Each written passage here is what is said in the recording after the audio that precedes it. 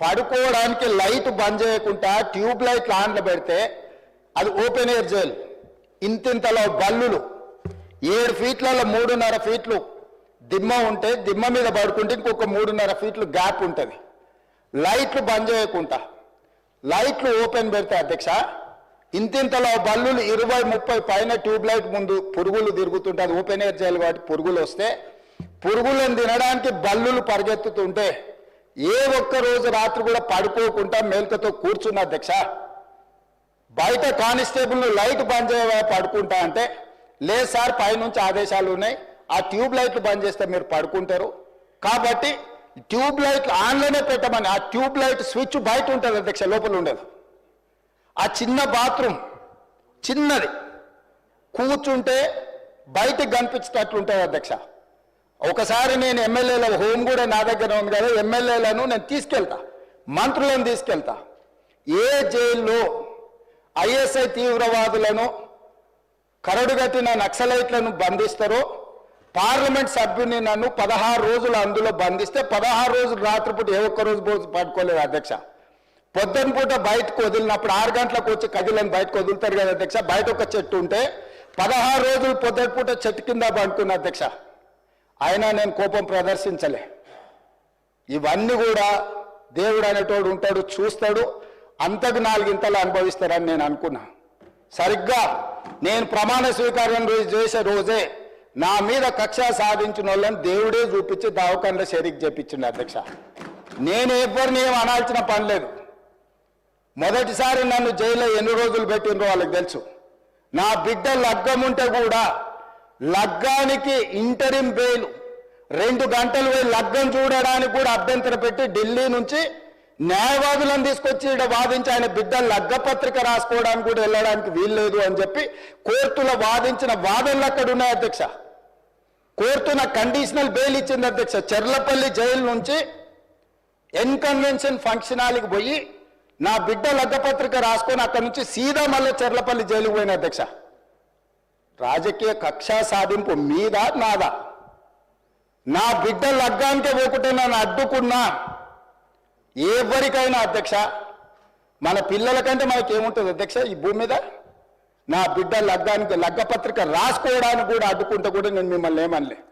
నేను పార్లమెంట్ సభ్యుడిగా ఉంటే, పార్టీ వర్కింగ్ ప్రెసిడెంట్గా ఉంటే ఎవరో జర్నలిస్టు డ్రోన్ ఎగిరేసి వాళ్ళ విలాసవంతమైన బంగ్లాల వివరాలు తీసుకొచ్చి నాకు అందిస్తే వాటిని పత్రికలకు విడుదల చేసిన పాపానికి నన్ను అక్రమ కేసులు పెట్టి అదే చెర్లపల్లి జైల్లో డిటెన్షన్ సెల్లో పెట్టారు అధ్యక్ష.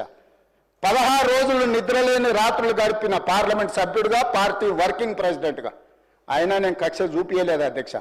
నిజంగానే నేను కక్ష చూపించదలుచుకుంటే మీ కుటుంబంలో ఒక్కరు కూడా బయట ఉండరు అధ్యక్ష. అందరు చెర్లపల్లినే.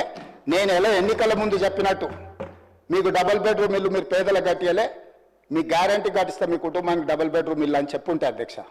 ఎన్నికల హామీలు అమలు చేయలేదంటుంది కదా అధ్యక్ష. ఎన్నికలప్పుడు ఈ హామీ కూడా ఇచ్చిన. ఆ కుటుంబానికి చెర్లపల్లి జైల్లో డబుల్ బెడ్రూమ్ కట్టిస్తా, కొడుకు కోడలు అల్లుడు బిడ్డ ఉంటే వేరే వేరే ఎందుకుంటారు, అందరినీ కలిసి ఒకటే దగ్గర ఉండేటట్టు కట్టిస్తాను. కానీ ఆ హామీ కూడా నేను అమలు చేయలే. ఎందుకంటే నేను విఘ్నత ప్రదర్శించాలనుకున్నా. ఈ అధికారం ప్రజలు ఇచ్చింది ప్రజల సంక్షేమం కోసం, తెలంగాణ రాష్ట్ర అభివృద్ధి కోసం, పారదర్శకమైన పరిపాలన అందించడం కోసం నాకు అధికారం ఇచ్చిండ్రు. ప్రజలు ఇంత పెద్ద అధికారాన్ని, ఇంత పెద్ద బాధ్యతను ఈ వయసులో నాకు అప్పచెప్పింది నా కోపం కోసమో, లేకపోతే నన్ను నా పట్ల వాళ్ళు వ్యవహరించిన విధంగానే వాళ్ళ పట్ల నేను వ్యవహరించడానికి ప్రజలు నాకు అధికారం ఇవ్వలేదని విచక్షణను ఉపయోగించి ఈరోజు కూడా వాళ్ళ మీద ఇంతవరకు అక్రమ కేసులు పెట్టలేదు అధ్యక్ష.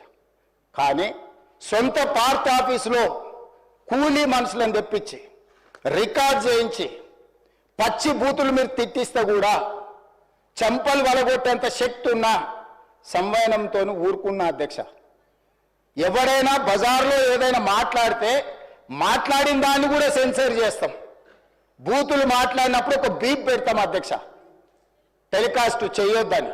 కూలీ పైసలు ఇచ్చి కిరాయి మనుషులను పెట్టించి మీరు పచ్చి బూతులు మాట్లాడిచ్చినా నేను ఏమాత్రం కూడా కక్ష సాధింపు చర్యలకు పాల్పడలేదు అధ్యక్ష.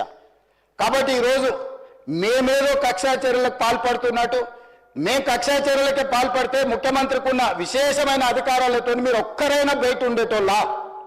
ఈరోజు తెలంగాణ సమాజం అన్నిటిని గమనిస్తుంది. ఎక్కడికి వెళ్ళానని అడుగుతుంది, ఎన్ని రోజులు బయట వదిలేస్తావని తీసి లోపలే. అసలు నువ్వు లోపలేస్తావనే కదా నీకు ముఖ్యమంత్రి పదవి చేసింది, నువ్వెందుకు ఇట్లా సమయం పాటిస్తున్నావు లోపలేయమంటే కూడా నేను ఏ రోజు కూడా అటువైపు పోయలేదు అధ్యక్ష. అదేవిధంగా ధనిక రాష్ట్రం, మేము హామీలను అమలు చేసినాం. ఇక మేము సత్యహరిచంద్రుడు కూడా మమ్మల్ని చూసే నేర్చుకోవాలి, ఆయన కూడా మళ్ళీ ఆదర్శంగా తీసుకోవాలి. ఇట్లాంటి మాటలు మాట్లాడుతుంటే పర్వాలేదు, వాళ్ళ గొప్పతనాలు వాళ్ళు చెప్పుకుంటే నా ఇప్పు నువ్వు గోకు నీ ఇప్పు నేను గోకుతా అనే పాలసీలో వాళ్ళ గురించి వాళ్ళు గొప్పలు చెప్పుకుంటా అంటే నాకు అభ్యంతరం లేదు. కానీ ఒకటి రెండు విషయాలు, తెలంగాణ సమాజం వ్యవసాయ కూలీలు, వ్యవసాయ రైతులు, వ్యవసాయం మీదనే ఆధారపడ్డ ప్రజలు తెలంగాణలో దాదాపుగా 70% ఉన్నారు.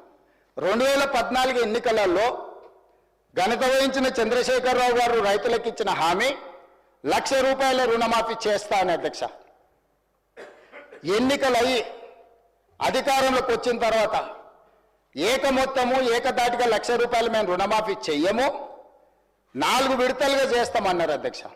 ప్రతి సంవత్సరం మేము 25,000 4 విడతలే చేస్తామన్నారు. వీళ్ళు మొదటి 5 సంవత్సరాలు 2014 నుంచి 2018 వరకు ఎన్నికల వరకు వీళ్ళు చేసిన రుణమాఫీ ₹16,143 కోట్ల అధ్యక్ష.